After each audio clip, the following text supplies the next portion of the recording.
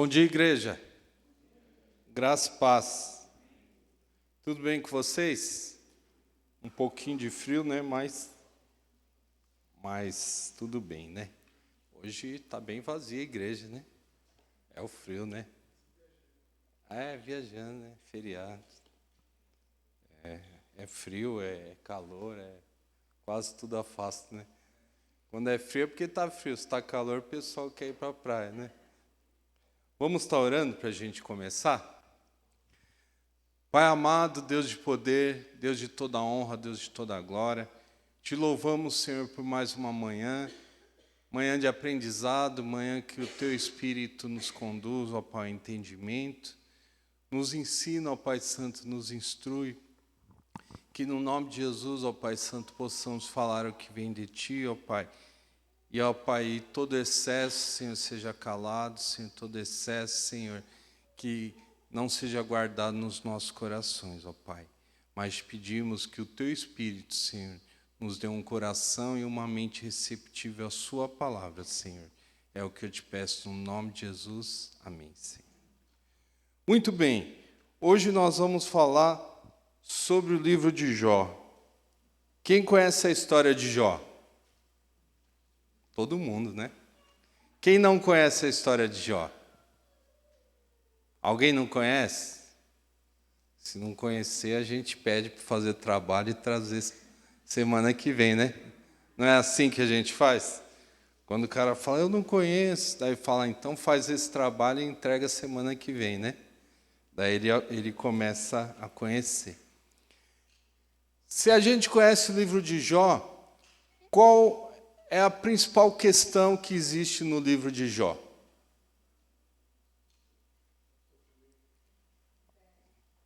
Principal questão, né?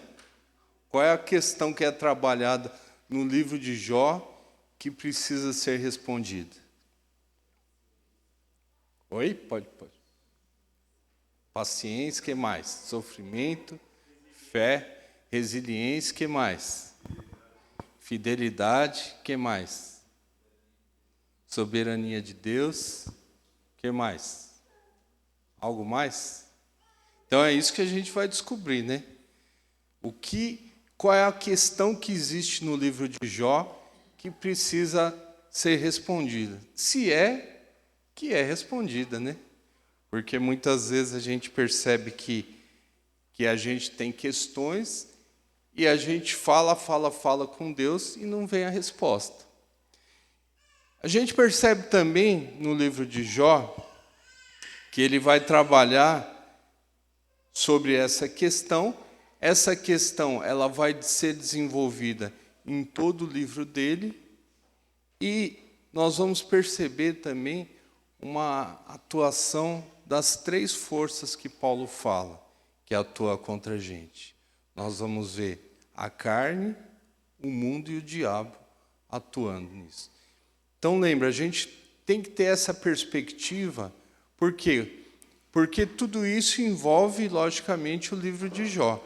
Às vezes a gente lê o livro de Jó e vai ler os primeiros capítulos, que vai falar de como ele entrou numa situação ruim, e vai lá para o último, né? Então, tudo meio vai passando. A gente passa rapidamente e tal, e vai lá no final do livro e vê que deu tudo certo, né? E aí termina falando que ele foi abençoado, né, que todas as coisas mudou, e a gente fala, tá vendo só que legal? Você, mesmo passando por dificuldades, no final dá tudo certo. E é assim é a vida? Era o que a gente queria, né? Eu tinha um chefe que ele sempre falava isso, né? Que ele não era crente, né? Ele falava, mas só pelo discurso dele eu já sabia que ele não entendia muita coisa, né? Que ele era cascateiro. Então ele falava, tá vendo o livro de Jó, essa dificuldade que a gente passa aqui, logo, logo vai se transformar. E aí não deu muito certo, né? Com relação a ele. Mas a gente tem que compreender o livro na história, não na nossa ótica, e a gente também não pode colocar, acrescentar nada no livro. A gente tem que perceber e aprender o que o livro ensina por ele mesmo. E o que ele está falando? Qual o ensino que ele tem? O que ele está mostrando para nós, ensinando?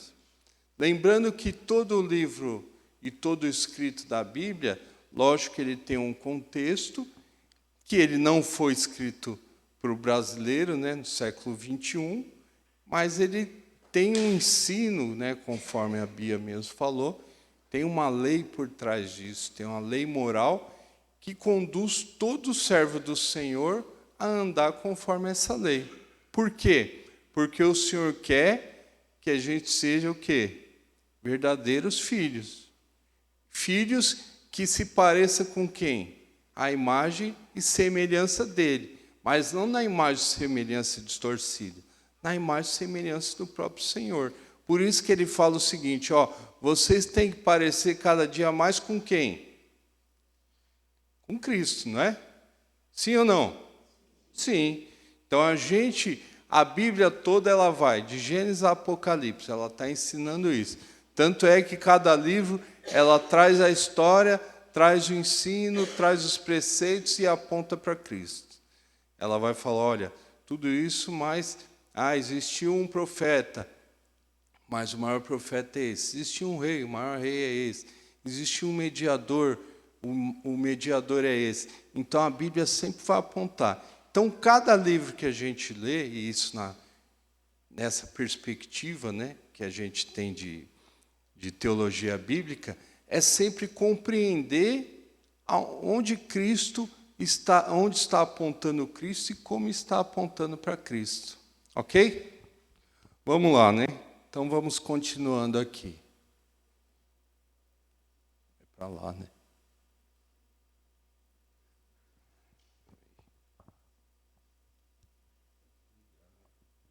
Se não ligar, não vai.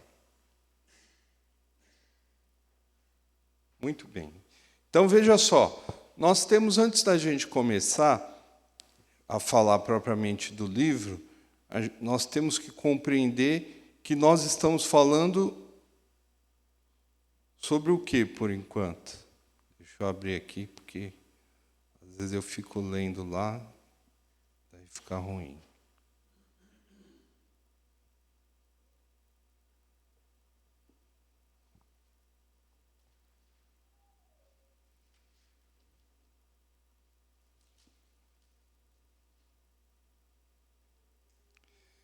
Então, nós estamos falando, por enquanto, sobre literatura sapiencial. E o que é literatura sapiencial e de sabedoria? Ele vai trazer os ensinos que vai tratar sobre sabedoria. A sabedoria, ela não é propriamente, como nós vamos ver, judaica. Então, existia, vamos dizer assim, no Oriente Médio existia uma espécie de um comitê de sabedoria. Quando a rainha de Sabá ela foi lá questionar e conversar com Salomão, ela estava fazendo o quê?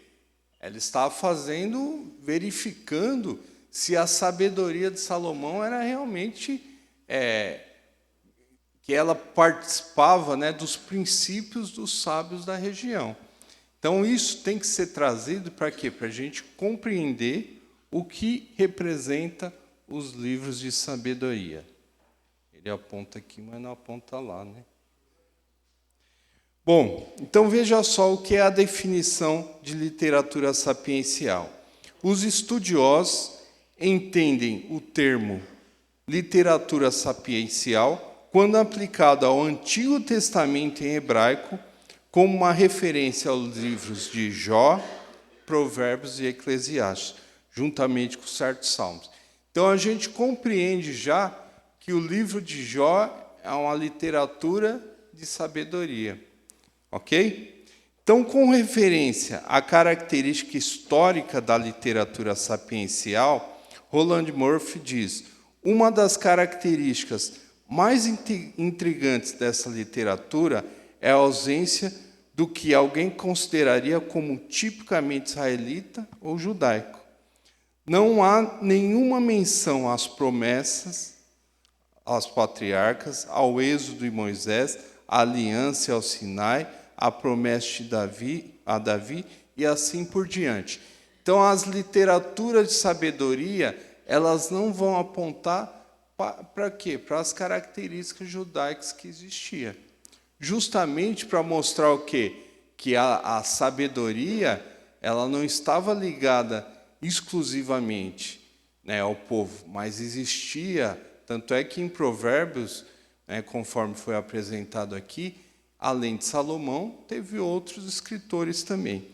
Então, Alfred Jacobsen diz: acima de tudo, o homem não deve ter confiança em si mesmo. Olha a diferença que existe entre a sabedoria da região e agora entra a diferença da sabedoria do povo de Deus.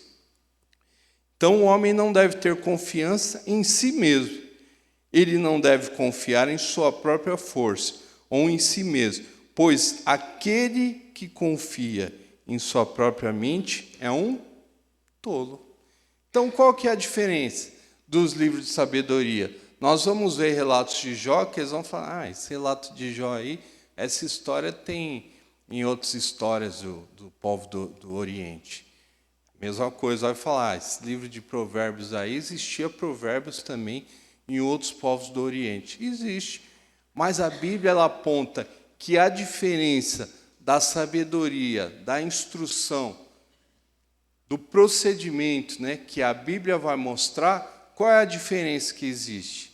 É o temor do Senhor. E isso tem que ficar muito claro para a gente. A gente tem que compreender que a sabedoria humana, ela só vai ter algum sentido se o Senhor validar. E qual é a nossa principal referência? É a Bíblia. Tudo que for fora da Bíblia, ele está contrário ao quê? À sabedoria de Deus. Por isso que a gente muitas vezes fala o seguinte, isso aí as pessoas falam, esse povo é assim porque é cultural. Não, está errado. Quem criou a cultura foi o próprio Deus. Se o próprio Deus criou e o pecado destruiu, o pecado contaminou, né, tudo o que o Senhor criou, toda a criação, nós temos que compreender que atos culturais que estiverem errados contra a Bíblia, eles devem ser, a gente deve falar que está errado mesmo. Por quê? Porque conforme a palavra de Deus, que é a nossa referência, tem que andar assim, assim, assim. Ok? Então, a sabedoria é a mesma coisa. Existe provérbios, existe ensinos que a gente vai falar, não, isso é um ensino coerente. Ok. Porém, a sabedoria verdadeira, ela tem um nome. Ela é alguém. E nós vamos ver aí em 1 Coríntios 1, 22 a 24. Pode ler, por favor? 1, 22 a 24, né? Porque tanto os judeus pedem sinais, como os gregos buscam sabedoria. Mas nós pregamos a Cristo crucificado, escândalo para os judeus, loucura para os gentios, mas para os que foram chamados, tanto judeus como gregos, pregamos a Cristo, poder de Deus e sabedoria de Deus. Olha que bonito. Então, Paulo está falando que Cristo é o quê? É a sabedoria encarnada. E nós temos outros versículos que vão falar exatamente a mesma coisa. Muito bem. Então, agora entrando propriamente dito no livro de Jó. Então, o livro de Jó, ele foi escrito por quem? Foi escrito quando? Foi escrito como? Então, a gente tem aí uma autoria desconhecida. Olha que chato, né? O livro de Jó, historicamente, né, lógico que sem considerar a criação, ele é um livro antigo. É considerado historicamente mais antigo, né? A história é mais antiga, além da criação, é lógico. Mas, assim, o autor ele é desconhecido. Então, o que os teólogos dizem é que o livro de Jó tem indícios que foi escrito por um israelita. Então, assim, existem algumas especulações, tal, de quem possa ser, até o próprio Eliú, que é um dos que vão falar, discursar, acredita-se que pode ser que ele tenha escrito. Agora, existe aí uma linha teológica que vai falar muito fortemente, vai achar que foi Moisés que escreveu. Então, essa linha é uma linha que não pode se desprezar, porém, não pode se afirmar. Por que acha-se que foi Moisés? E, ao mesmo tempo, acha e, ao mesmo tempo, não acha, né? Porque tem alguma forma, né, algumas formas de expressar que eles acham que não parece com Moisés, o Pentateuco. Mas acredite que foi ele, por quê? Porque com quem que Deus poderia falar ou revelar, né, que houve aí que Deus conversou com Satanás? Então pense. Pense que Jó, ele não soube de forma nenhuma, do começo ao fim. Ele não sabia o que estava acontecendo. Quem saberia? Quem saberia se o Senhor não revelasse? Por isso que se acha que foi Moisés. E a data, quando foi escrito? Então, assim, também não se sabe exatamente, mas acredita-se que aponta para 1500, mais ou menos, daí para mais, né? 1500 a.C. E estima-se que o livro fechado do jeito que está, ele apareceu em 970, entre 970 e 600, que é o período que eles falam que é o período da sabedoria, onde os sábios, né, onde os livros de sabedoria começaram a surgir. Em que ocasião ocorreu essa história? Aí acredita-se que entre 2000 a 2500 anos antes de Cristo, né? Que aí é um período bem distante. E o local se sabe, né, que a própria Bíblia diz que é a terra de Uz, que é ao leste.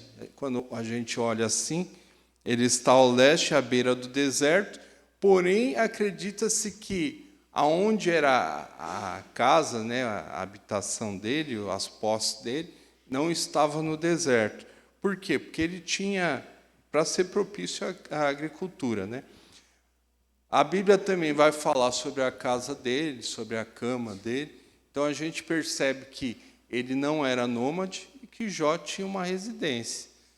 Vai fazer referência também da cidade deles, que a cidade, principalmente na porta da cidade, servia como se fosse o quê? Como se fosse um fórum, né? É onde lá eles faziam as negociações, fechavam os negócios, né? Como se é lá que eles fechavam os acordos, né? Ou fazia levava as situações, né, em juízo para que houvesse a justiça. Então a gente tem essa realidade. Tudo isso que a gente está passando é o que é para a gente desenhar aquele momento, né? Quem dera a gente pudesse ter na nossa mente sair um filminho assim e a gente começar a ver a região, a gente participar da história. É legal, né? Se a gente pudesse participar do que estava acontecendo. Eu acho legal quando a gente vê aquelas explanações, né, sobre onde Jesus passou, onde aconteceu os eventos bíblicos, e eles vão mostrando, né? Fala, tá vendo aqui, ó. Aí é lógico que tem coisa que a gente acha que é mentira, né? Fala, aqui foi a cama de tal, aqui foi a casa de fulano, aqui aconteceu isso. Se foi, se não foi, a gente também não sabe, né? Mas dizem que a gente acredita também que possa ser lá. Mas eu acho importante a gente ver. Por quê? Porque o fato da gente avaliar a região, analisar os dados, nos ajuda a compreender melhor as Escrituras. Ok? Continuando aqui. Então, o livro de Jó, ele vai ter alguns personagens. Quais são os personagens? Tem o Senhor, Satanás, o próprio Jó, né? A mulher de Jó, os 3 amigos de Jó, o narrador e Eliú.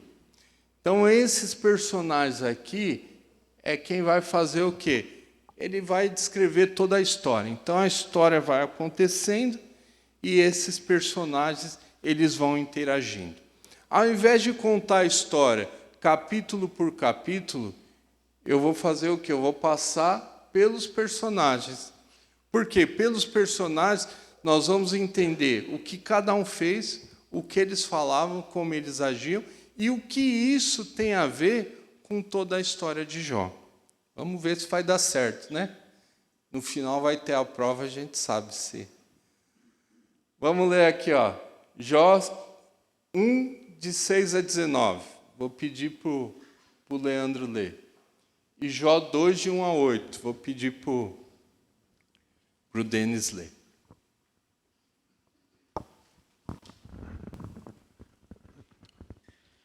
Num dia em que os filhos de Deus vieram apresentar-se perante o Senhor, veio também Satanás entre eles.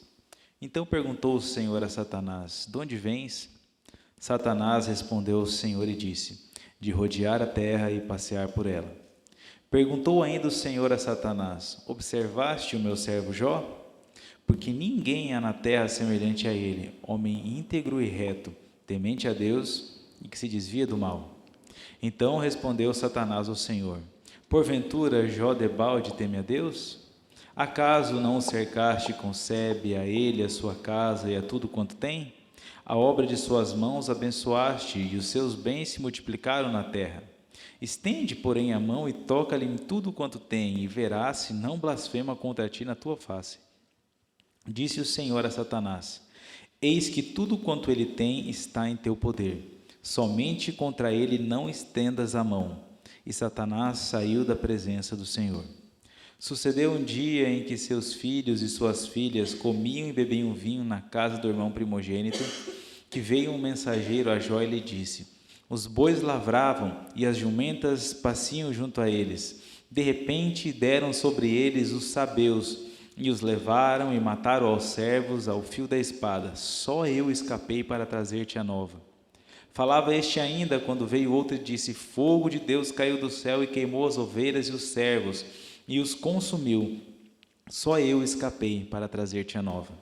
Falava este ainda, quando veio outro e disse: dividiram-se os caldeus em 3 bandos, deram sobre os camelos, os levaram e mataram os servos a fio da espada.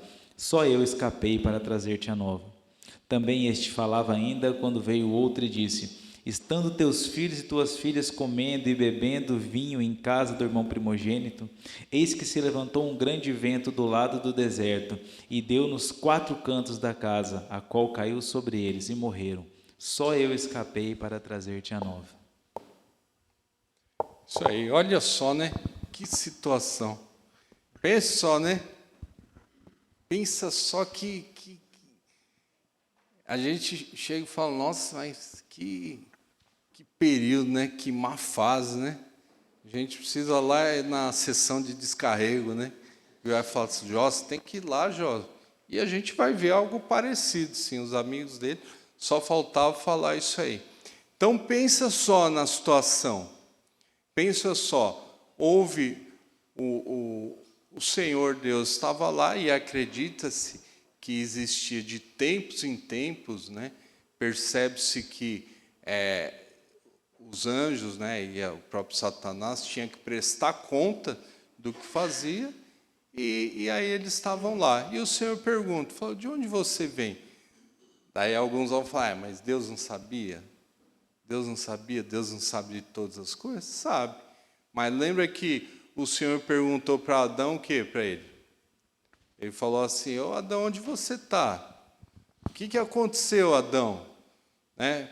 O que o Senhor está fazendo com isso? Ele está fazendo com que preste conta para Ele. E nós vamos fazer isso, hein? A Bíblia diz que cada um de nós vai prestar conta para o Senhor. Olha a responsabilidade, hein? Continuando. Então, o que a gente percebe que quando o Senhor questiona Satanás, Satanás fala: olha, eu estava aí de rodear a terra e tal. E ele falou: você viu meu servo Jó? Com certeza ele viu, não é? E aí ele fala: mas aí é fácil. Ele é servo do Senhor. Por quê? Quando ele fala que o Senhor, que ele fala assim, que Jó só serve o Senhor por quê? porque o Senhor dá as coisas para ele, como se o Senhor cercasse ele e colocasse uma cerca para que nenhum mal viesse sobre ele. Aí foi, é fácil. Aí qualquer um serve o Senhor. E aí ele incita o Senhor de tal forma, não que ele tenha, né, esse poder, mas a gente tem que lembrar que Deus tem propósito em todas as coisas. E aí ele fala, então estende sua mão, você vai ver se ele não vai blasfemar contra o Senhor. E aí o que o Senhor fez? Ele concedeu, ele falou. Lembra quando Jesus fala assim, olha, Satanás falou que ia cirandar com vocês. O Senhor falou, não vai cirandar, não. O Senhor falou, de certa forma, né? Foi permitido, hein? Você tem que se fortalecer e depois fortalece também os outros, né? Então a gente vê aqui que o Senhor permitiu e de uma hora para outra começa, né? Começa a desgraça. Então perde isso, perde aquilo outro. Então quando se vê, de uma hora para outra, ele perdeu todas as coisas. Pensa só na vida de cada um de nós. Se você já passou por alguma situação assim, não nessa proporção, lógico, mas alguma coisa parecida. Pensa quando a gente está, parece que passando por uma fase, mas fala, nossa, mas tudo acontece neste momento. Por que será? Por que será que todas as coisas de uma hora para outra desandam? Não estou falando que tudo é sempre igual a Jó, mas estou falando que situações terríveis acontecem com a gente, ok? Pode ler, Denis, por favor. Num dia em que os filhos de Deus vieram apresentar-se perante o Senhor, veio também Satanás, entre eles, apresentar-se perante o Senhor. Então o Senhor disse a Satanás, de onde vens? Respondeu-lhe Satanás ao Senhor e disse, de rodear a terra e passear por ela. Perguntou o Senhor a Satanás, observaste o meu servo Jó?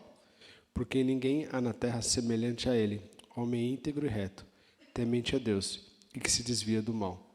Ele conserva a sua integridade, embora me incitasse contra ele, para o consumir sem causa. Então Satanás respondeu ao Senhor, pele por pele, e tudo quanto o homem tem dará pela sua vida.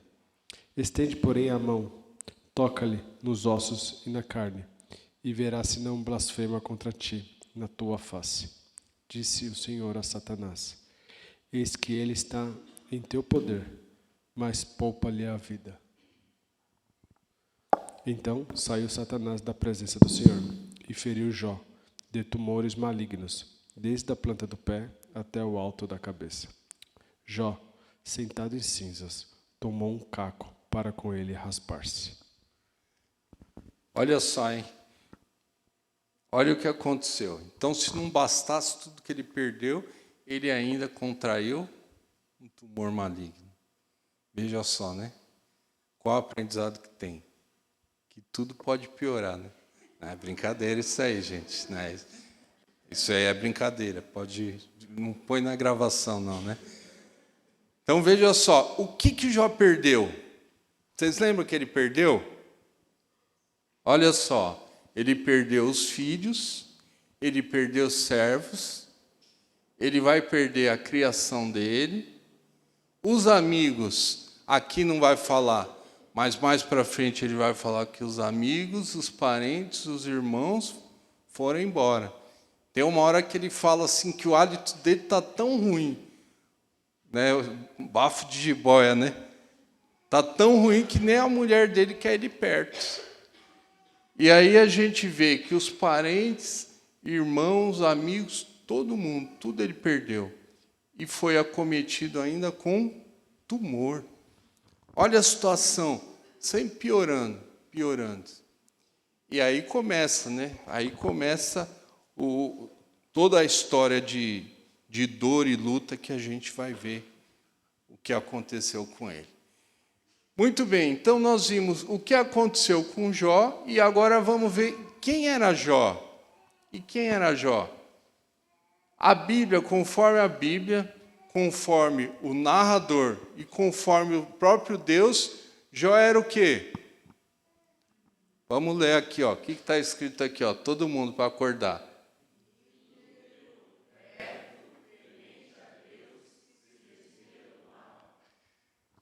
Imagine só, se ele era tudo isso, sofreu, né? Daí a gente pensa, misericórdia, né? Se eu que sou pecador, né? Se eu que não tenho, às vezes, 3 desse aqui, vamos dizer. Imagine só, se o Senhor falou que ele é isso, o narrador ainda faz questão de mostrar que ele é isso. E tudo isso veio acontecer com Jó. Daí nós temos o quê? Quais as posses que ele tinha? Então nós vamos ver que ele tinha 10 filhos, 7, isso aí logo no começo, capítulo 1, tá?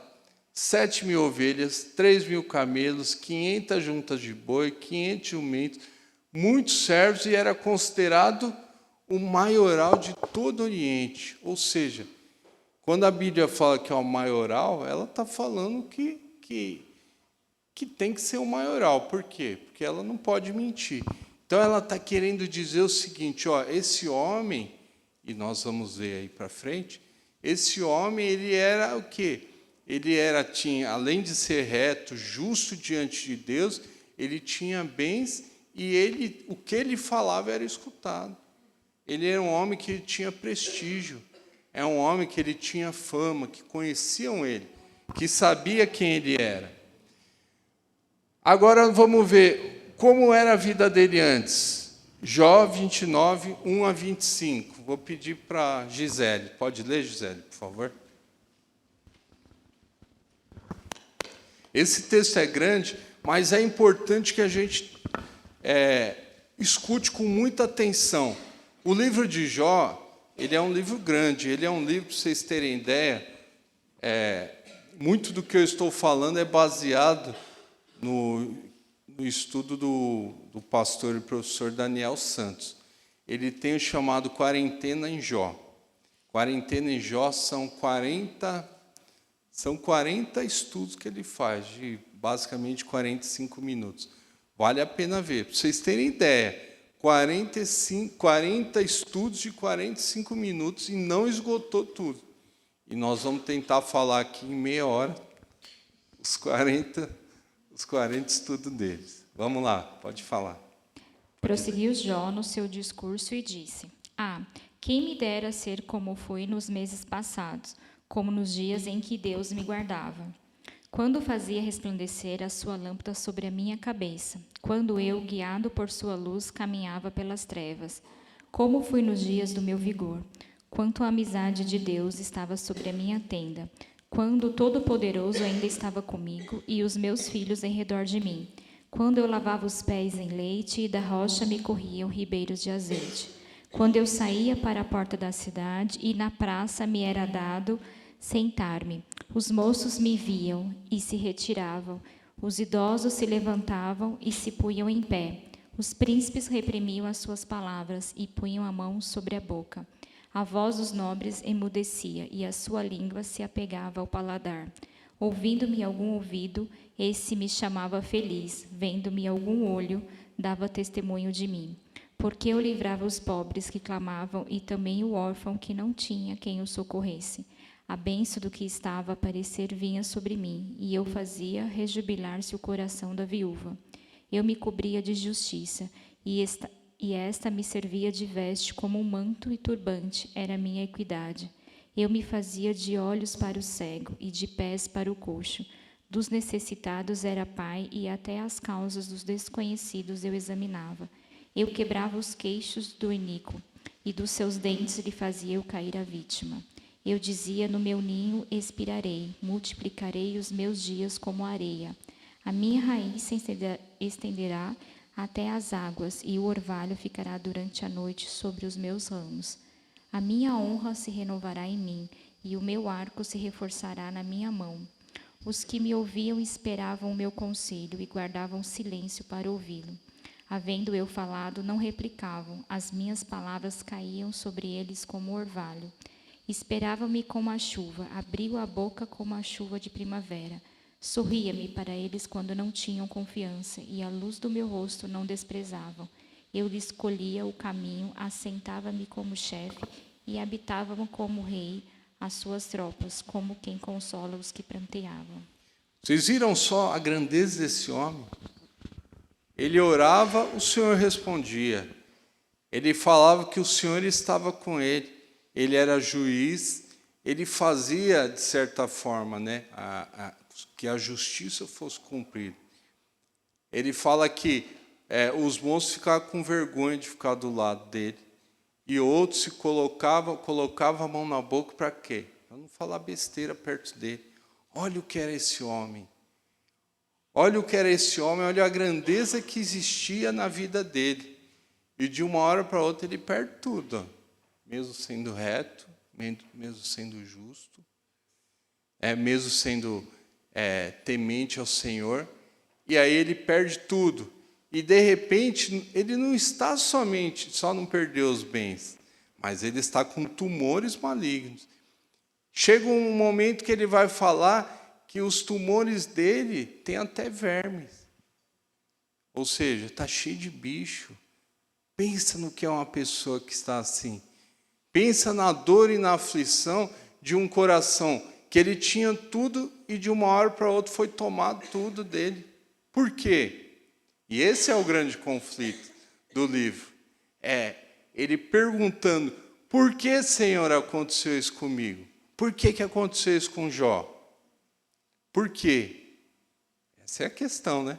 Por que aconteceu isso? Lógico que a gente sabe por quê. Porque nós vamos ver que o Senhor falou que Satanás ia acontecer tudo isso. Mas ele não sabia e ninguém sabia. E olha só, depois... Jó 31 fala, mas agora se riem de mim, os de menos idade do que eu e cujos pais eu teria desdenhado de pôr ao lado dos cães do meu rebanho. 9. Mas agora sou a sua canção de motejo e lhe sirvo de provérbios. 20 e 21. Clamo a ti, clamo ao Senhor, né? E não me respondes. Estou em pé, mas apenas olha para mim. Tu fostes, olha o que ele falou para o Senhor, tu foste cruel comigo, com a força da tua mão me combates. Então, olha só, eu coloquei até isso aqui para mostrar o que está acontecendo com Jó. Então, ele começa a responder coisa de forma mansa. Daí, depois, o negócio vem, parece que ele vem criando uma revolta no coração dele. E é isso que acontece. Então, a gente percebe que o sofrimento dele, ele percebe que não passa, ele percebe que só vai piorando. E ele percebe que quanto mais ele clama ao Senhor, qual a resposta que ele tem? Nenhuma. Você já se deparou nessa situação? Que você clama ao Senhor e não vem resposta nenhuma? Quantas vezes, né? Olha só as frases de Jó depois, ó. 1, de 20 a 22, vai falar o seguinte, ó. Então Jó se levantou, isso no começo, né? Que estava tudo fresco ainda. Então Jó se levantou, rasgou o seu manto, rapou a cabeça, lançou-se em terra e adorou, e disse, não saí do ventre da minha mãe e não voltarei. O Senhor o deu e o Senhor o tomou. Bendito seja o nome do Senhor. Muito bem, então está tudo certo. A gente percebe que ele ainda está confiante e percebe que a fé dele ainda está inabalável. O Senhor deu, o Senhor tirou. O Senhor é soberano para fazer todas as coisas. Daí agora 3, de 1 a 12. Depois disso passou Jó a falar. Olha o que ele falou, hein? E amaldiçoou o seu dia natalício. Pessoal, não é porque Jó falou que isso valida a gente falar, tá? A gente tem que tomar muito cuidado com o que a gente fala. Lembrando que o Senhor falou que ele era íntegro, reto, temente e se desvia do mal. E a revolta dele foi grande. Mas muita coisa que ele falava não justifica a gente falar.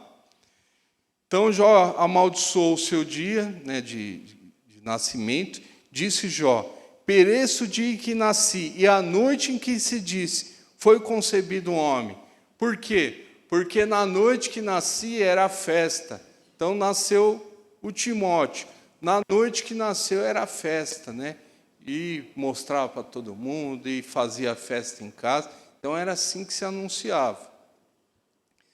Converta-se aquele dia em trevas, e Deus lá de cima não tenha cuidado dele, nem resplandeça sobre ele a luz.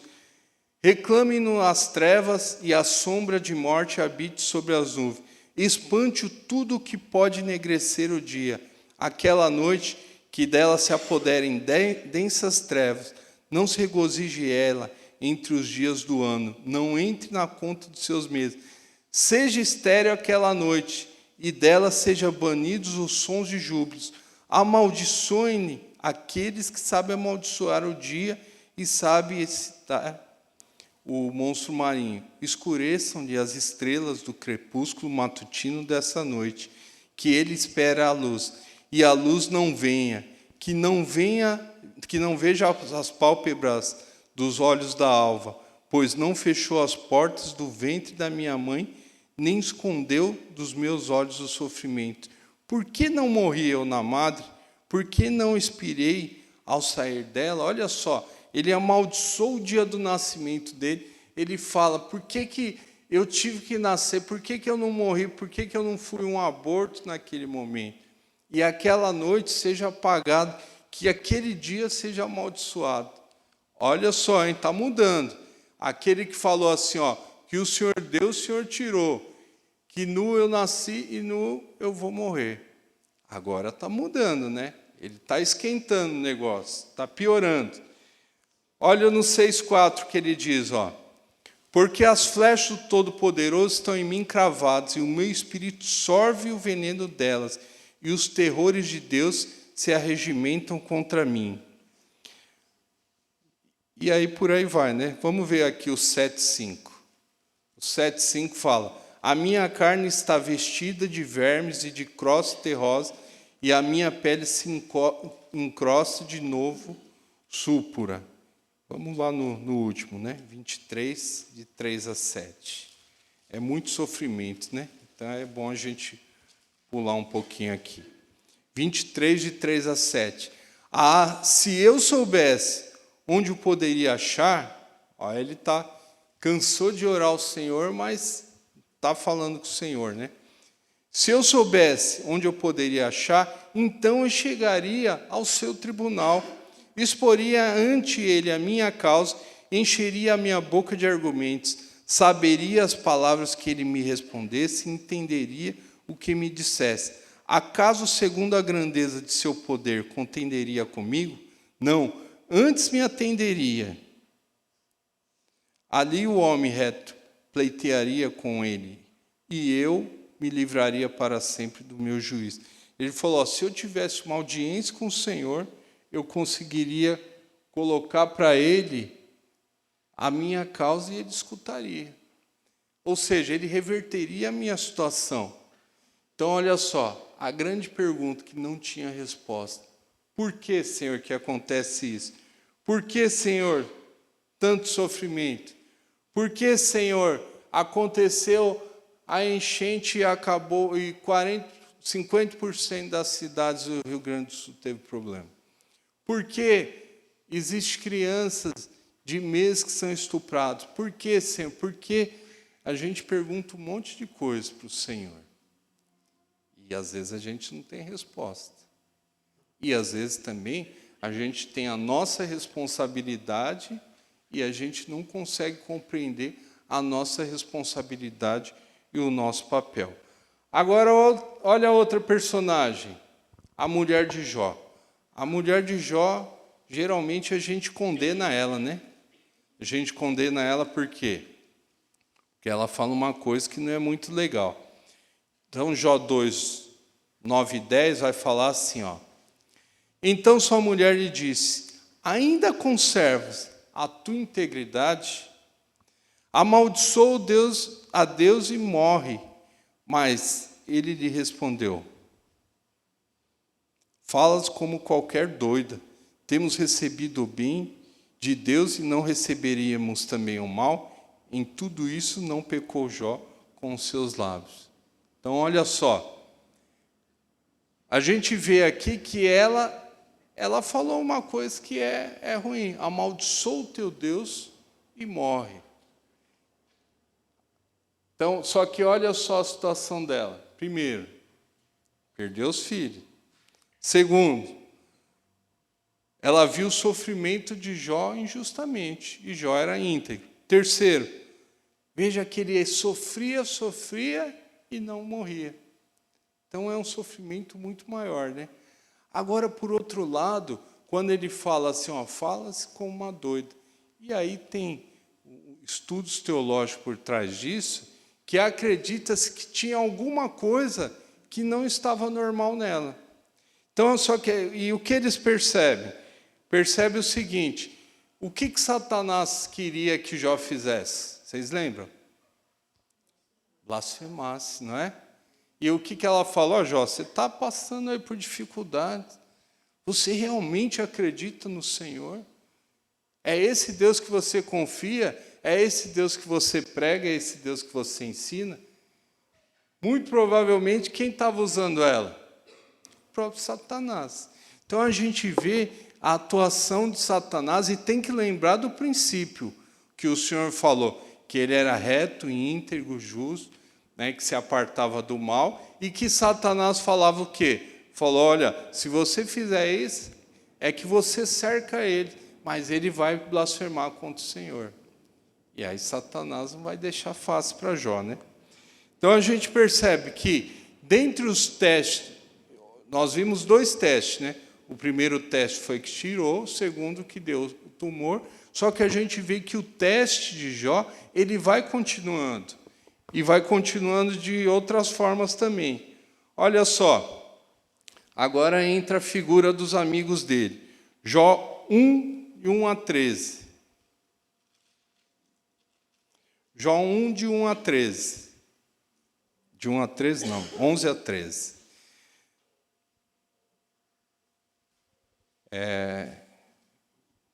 Acho que não é o 1, não. Peraí. É o 2, desculpa. É o 2, ó. Ouvindo, pois, 3 amigos de Jó, todo este mal que lhe sobrevier, chegaram cada um do seu lugar. Elifaz o temanita, Bildade suíta e Zofar naamita. E combinaram ir juntamente condoer-se dele e consolá-lo. Levantando-se ele de longe os olhos e não reconheceram. Ergueram a voz e choraram, cada um rasgando seu manto. Lançava pó ao ar sobre a cabeça. Sentaram-se com ele na terra 7 dias, 7 noites, e nenhum lhe dizia palavra alguma, pois viam que a dor era muito grande. Então chegou os amigos deles, olharam, pense no que a gente já leu a respeito de Jó, a grandeza que existia na vida daquele homem, e você olha, alguém moribundo, com doente, perdeu tudo, e aí você olha daquele jeito, vai chorar, ainda mais você conhece. E aí a gente percebe que existia um costume que eles tinham que se condoer, né, com quem estava assim, e esperava que a pessoa falasse alguma coisa. Depois desse discurso, existe o discurso, ou por ordem assim de grandeza, do maior, né, em idade, ou do maioral, né, em respeito. Então, nós vamos ver que houve o discurso de Elifaz, Bildade e Zofar. Então, esse discurso, ele é muito importante que a gente possa ler. Então, vamos lá. Jó 4, de 1 a 6. Vou pedir para o Alexandre. Você pode ler, Alexandre, por favor? Jó 4, de 1 a 6.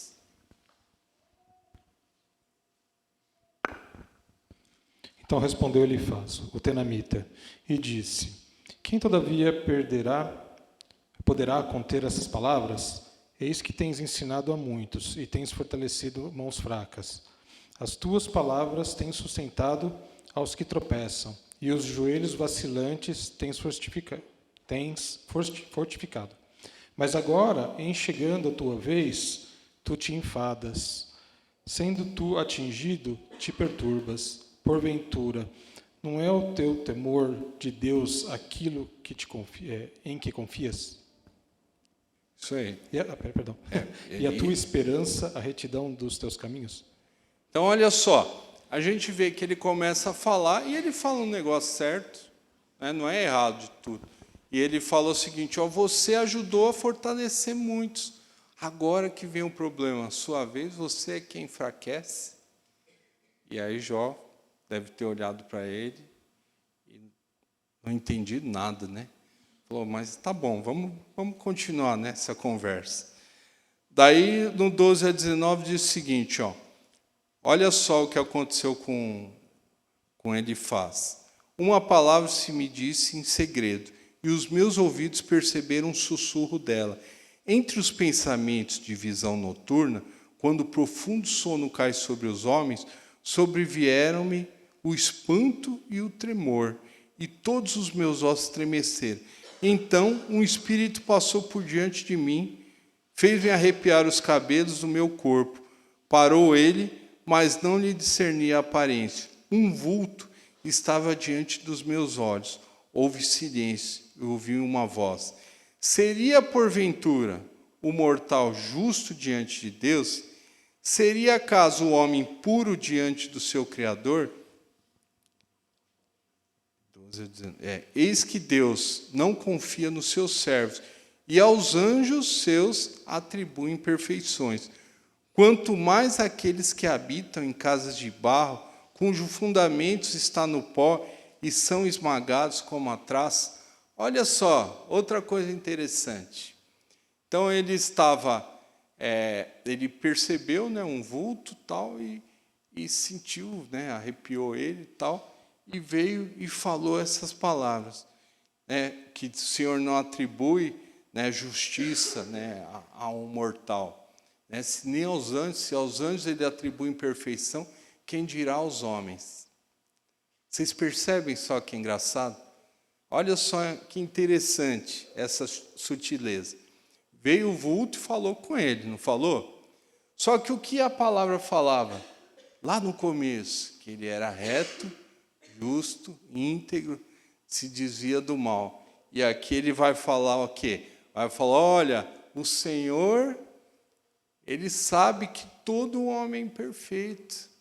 Vocês percebem que aí tem uma linha teológica também, que vai falar que essa voz, que esse vulto, também era o próprio Satanás atuando para quê? Para que houvesse um julgamento contra Jó. E aí começam os julgamentos contra ele. Jó 5, de 6 a 11. Porque a aflição, olha o que ele continua dizendo, porque a aflição não vem do pó, e não é da terra que brota o enfado, mas o homem nasce para o enfado, como as faíscas das brasas voam para cima.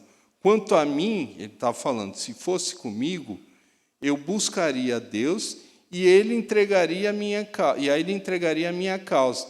Ele faz coisas grandes e inescrutáveis e maravilhas que não se pode contar. Faz chover sobre a terra e envia água sobre os campos, para pôr os abatidos num lugar alto e para que os enlutados se alegrem da maior ventura. Ele está falando o seguinte, ó, eu não sei você, eu acho que tem alguma coisa errada com você, porque o Deus que eu conheço, eu faria o seguinte, eu entregaria a minha causa e na justiça dele, ele mudaria a minha sorte. Perceberam a sutileza que existe aqui? Perceberam que se o Senhor começa o livro falando que, atestando, falando, não, ele é íntegro, é justo. E aqui a gente está vendo a sutileza dos amigos dele, só que vem piorando, né? Então, Jó 8, agora é Bildade. Olha o que Bildade fala. Perverteria Deus o direito ou perverteria o Todo-Poderoso a justiça? Sim ou não? Sim ou não, Jó? Claro que não. Se teus filhos pecaram contra ele, também ele os lançou no poder da sua transgressão. Mas se tu buscasse a Deus e a Todo-Poderoso pedisse misericórdias, se fosse puro e reto, ele, sem demora, despertará em teu favor e restaurará a justiça da tua morada. O teu primeiro estado, na verdade, terá sido pequeno, mas o teu último crescerá sobremaneira. E olha o 20. Eis que Deus não rejeita o íntegro, nem toma pela mão os malfeitores. É mais ou menos que Bildad está falando assim, ó, Deus não é bom? Ele vai falar, é. Deus não é justo? Justo. Deus não fala que aquele que semeia, que você certamente colherá o que você plantar? Sim. Falou, então, por dedução, você está em pecado. Ele está falando assim, se você está nessa situação, é por quê? Porque você fez coisa errada. Vocês percebem o que está acontecendo? Agora o Zofar. Zofar é pior. Zofar, ele deve ser o mais novo, provavelmente. Daí ele já começa já com uma sapatada em Jó, né? Ele fala aqui, ó, 11, do 1 ao 4. Então respondeu Zofar, porventura não se dará resposta a esse palavrório? Acaso tem razão o tagarela? Ele está falando que Jó, ele só está tagarelando. Ele fala, o que você fala não faz sentido nenhum. Será o caso das suas parolas fizerem calar os homens e zombará tu, sem que ninguém te envergonhe? Ele está falando o seguinte, olha, tudo que você está falando é besteira. Né? Você tem que parar de falar isso aí. Né? Você tem que admitir que você está errado. Olha no 20 e 24 que ele vai falar. No 20, 24 a 29. Se fugir das armas o ferro, o arco de bronze transpassará. Ele arranca das tuas costas a flecha, e esta vem resplandecente do seu fiel, e haverá assombro sobre ele. Todas as calamidades serão reservadas contra os teus tesouros. Fogo serão assoprados, consumirá. Fogo se apacentará do que ficar na sua tenda. Os céus lhe manifestarão a sua iniquidade, e a terra se levantará contra ele.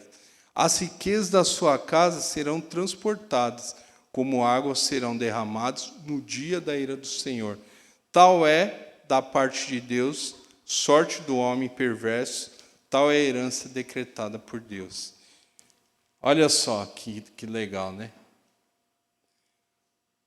Então, conforme o raciocínio deles, pessoas inocentes nunca perecem, são destruídas. Já os que semeiam mal, vão colher o mal. Tentaram fazer com que Jó confessasse o quê? Um pecado. E desacreditasse do quê? Olha só o que foi acontecendo. Eles estavam fazendo e trabalhando, de certa forma, na cabeça de Jó, e falando assim, ó, pense comigo, Jó. Se você está assim, você tem pecado. Ele falava, eu não fiz nada errado. Daí ele falou, não é possível, se a maldade está acontecendo, você fez errado. E aí eles vão explanando que Deus é justo, Deus é soberano, que Deus olha a maldade. E Jó vai falando, se Deus olha tudo isso, não é possível, ele não existe, eu estou crendo em alguém errado. Eu estou crendo num Senhor que ele age totalmente contra o que a gente pensa. Se por um acaso, pense comigo, se por um acaso o Senhor falasse assim para ele, Jó, acontece o seguinte, que a história é que Satanás veio prestar conta, comentamos de você, e aí ele incitou a fazer tal coisa, e eu permiti. Permiti por quê? Porque eu sei que você é reto, é íntegro, é justo. Pensa só na alegria que ele ia ter, né? Falou, ok, Senhor, vamos que vamos, né? Estamos juntos, né? E aí era uma honra para ele. Agora pense em você passar e você não saber o que está acontecendo. Você fala, eu não errei, Senhor. O que está acontecendo? Eu estou clamando ao Senhor e o Senhor não me responde. E aí os amigos dele, que não era tão amigo, a gente percebe que acabou falando o que não era muito bom. Nós temos também o discurso de Eliú. Eliú, ele é alguém que ele está escutando os outros três, né? E aí ele fala, ó, para. O negócio é o seguinte, eu escutei até agora, vocês não foram capazes de convencer ele que ele está errado. e eu vou fazer isso. Daí ele pega e também vai na mesma linha dos outros. E aí faz o discurso. E aí a gente percebe que, mesmo assim, Jó mantinha a defesa da integridade dele. Agora, olha que bonito isso aqui, ó. Jó 16, 19. Olha que bonito, na aflição dele. O meu rosto... Deixa eu ver se é esse mesmo. 16, 19. É esse. Já agora sabei que a minha testemunha está no céu e nas alturas, quem advoga a minha causa. Vocês percebem que bonito isso aí? Quem é que advoga a causa dele? Lembra que eu falei que é um dos textos mais velhos que tem. E ele está falando de quem? Ele está falando de Jesus. Veja que bonito. Ele fala da testemunha de quem está advogando por ele. Quem é o nosso advogado? Então, vocês percebem o que o texto, que a história está nos ensinando. E aí no 19, 25, fala assim, ó, porque eu sei que o meu Redentor vive e por fim se levantará sobre a terra. Então, olha só, e eu acho aí esse texto uma coisa fantástica. Por quê? Porque ele vai narrando as dificuldades, ele vai narrando a história e ele aponta para Cristo. E ele fala, ó, tá vendo? Ó, eu tenho que me segurar com quem? Com o Senhor e Salvador. Mesmo sem ele compreender a história, mesmo sem ele compreender que lá na frente viria aquele que salvaria, que seria o advogado, ele já fala daqui. Então, a Satanás incita o teste por causa da integridade de Jó. Deus permite, usou a mulher e os amigos para fazê-lo blasfemar, perder a fé e desacreditar em Deus e nos atributos de Deus.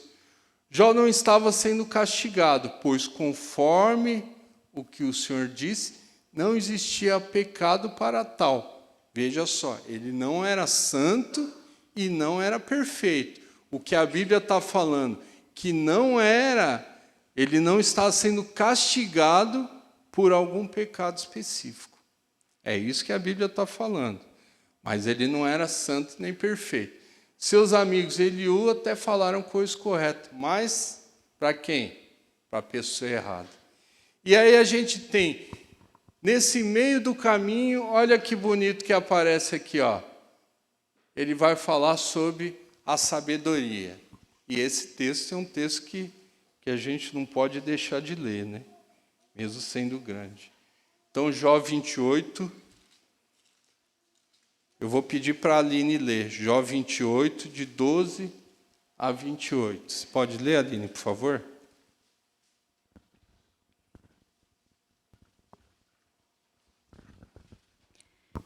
Mas onde se achará a sabedoria? E onde está o lugar do entendimento?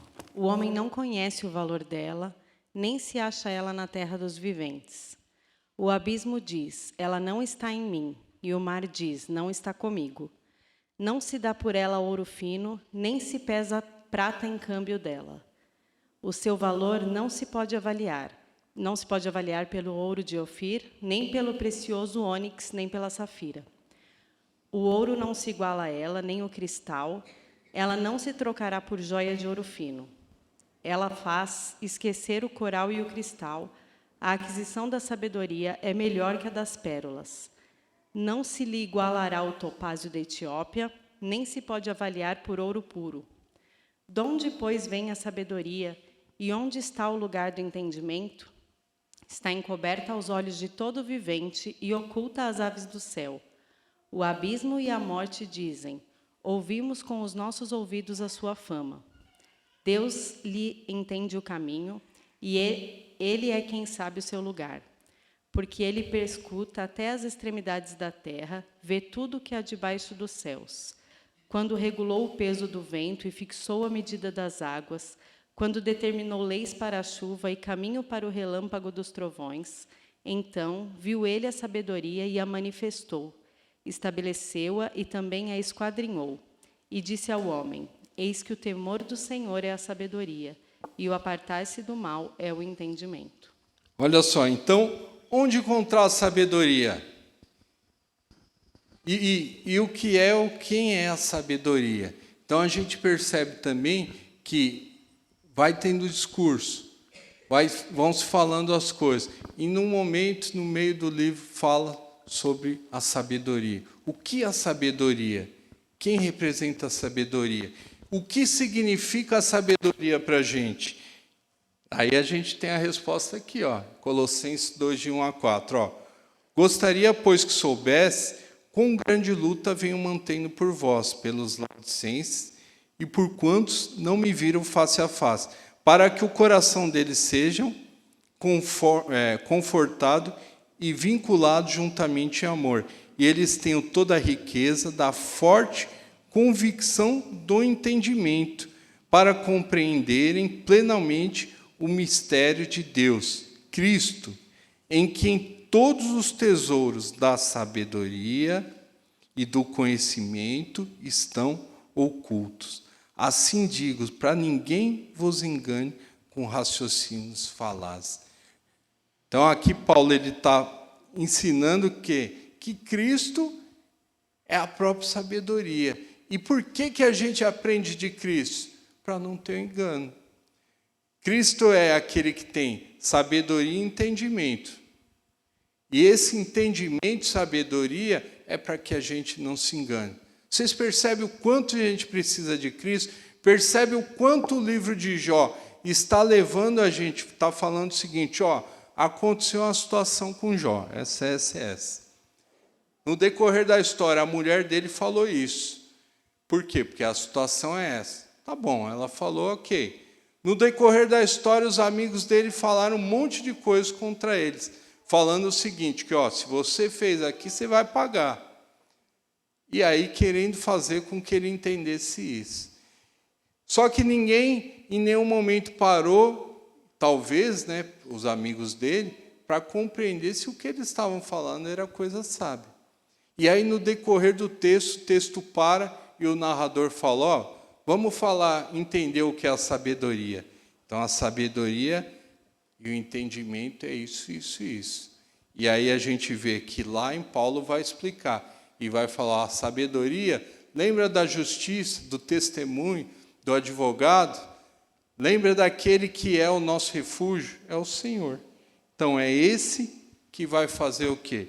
Vai trazer a sabedoria e entendimento de todas as coisas. E a sorte de Jó começa a mudar quando? Justamente no 38. No 38, a partir do 38, o Senhor aparece e fala o seguinte, ó Jó, você não queria uma reunião comigo? Está aqui, ó, a nossa reunião. Só que eu vou falar e você vai escutar. E aí ele falou, ó, você esteve comigo quando eu criei, você esteve comigo quando eu desenvolvi, você conhece o animal tal, você sabe como foi feito, e aqui vai fazer uma menção, na nossa Bíblia vai estar crocodilo, mas é como se fosse um dragão, né, que eles... E aí esse dragão é considerado, em muitas traduções, ela vem como Leviatã. Leviatã é um monstro marinho, né? E aí ele fala, ó, esse monstro marinho foi eu que criei. Eu criei ele para não ter medo, para que ele seja o maioral mesmo. Ele falou, e você entende essas coisas? E aí depois que o Senhor explica para ele e mostra para ele quem é o Senhor, embora ele soubesse, de certa forma, ele fecha a boca dele e fala, ó, eu não tenho o que falar, Senhor. É impossível falar alguma coisa.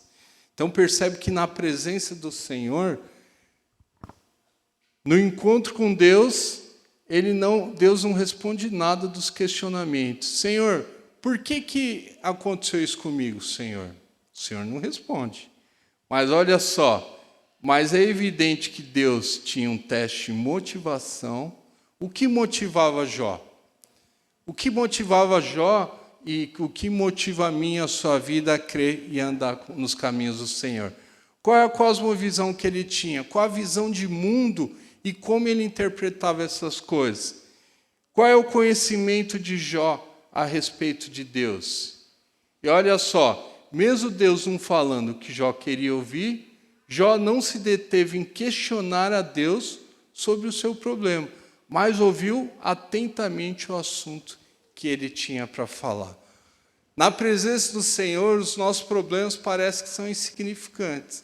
Por quê? Porque a presença do Senhor é quem sustenta a nossa vida e todas as coisas.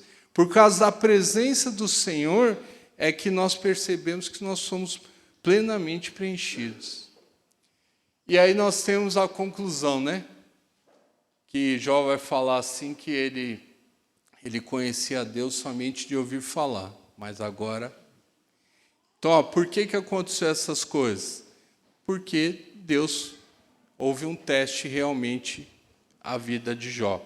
Por que Jó precisou orar pelos seus amigos? Porque eles não falaram coisas corretas sobre o Senhor, sobre a misericórdia do Senhor. E veja que enquanto Jó orava, ele está sendo curado. Então a gente lembra o seguinte, que olha, essa história de Jó, só existe um Jó na Bíblia. E essa história de Jó, ela vai trazer o quê? Ela vai trazer um ensino sobre o nosso conhecimento, sobre o propósito, sobre não a paciência, né? Mas a forma que a gente tem de persistir e como a gente persiste no caminho do Senhor. E isso é importante.